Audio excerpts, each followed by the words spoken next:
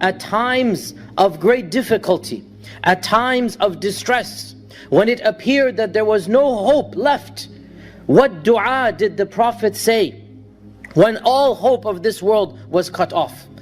It is mentioned in the Quran upon the tongue of the Prophet Muhammad ﷺ. But we know from the hadith that the Prophet Ibrahim used it before our Prophet Muhammad ﷺ. And Ibn Abbas narrated that when the Prophet Ibrahim was about to be thrown into that fire.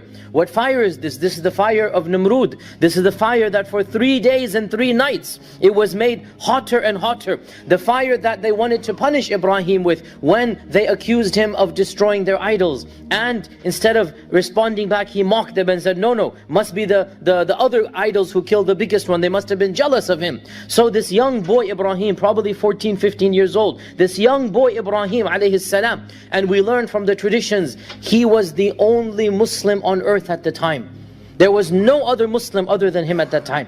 And he believes in Allah and he rejects the idols. So when these evil people, when these mighty kings surround him and they tell him, unless you apologize and come back to our way, we will kill you in this manner.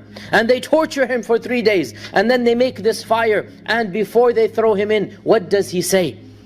Ibn Abbas said, when Ibrahim was about to be thrown into the fire, he said, Hasbunallahu wa ni'mal wakeel. This is the dua of Ibrahim.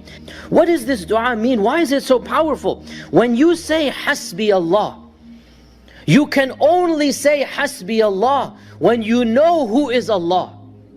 And then you put your trust in Allah subhanahu wa ta'ala. A heart that doesn't have iman, a heart that is ignorant of Allah, cannot say Hasbi Allah. When you say Hasbi Allah, you are affirming the power of Allah, the love of Allah, the fact that Allah knows who you are, what you're doing, how much you need Him. When you say Hasbi Allah, you are saying, oh Allah, I recognize that when you decide to do something, nobody can come between you and your will. There is no strength, there is no power other than you. When you say Hasbi Allah, you say, I don't care who is against me. If Allah is on my side, that's all that I need. So Hasbi Allah is something that is coming from the heart, and it is affirming the power and the protection and the might of Allah subhanahu wa ta'ala. When you say Hasbi Allah, you automatically imply, who needs anybody other than Allah? He who has Allah doesn't need anybody else, and he who has everything except for Allah has nothing. Imagine the heart of Ibrahim alayhi salam. Imagine surrounded by a city, an army. The mightiest king alive is in front of him, threatening him, torturing him. He's a 15-year-old kid. There's that fire that's been put for 3 days and 3 nights. Not a single human being in the world, his own father, is on the side of the prosecution. Just imagine. Not a single soul in the world to help him. Yet what does he know? Allah will protect me. Hasbi Allah. Oh Allah, you are in charge of taking care of these mighty armies. Oh Allah, I turn to you. You will deal with this fire. You will take charge of this whole world that has gathered against me. Hasbi Allah. I only need Allah. I don't need anybody else. So what happens when Ibrahim is thrown into that fire? The fire itself becomes a garden for him.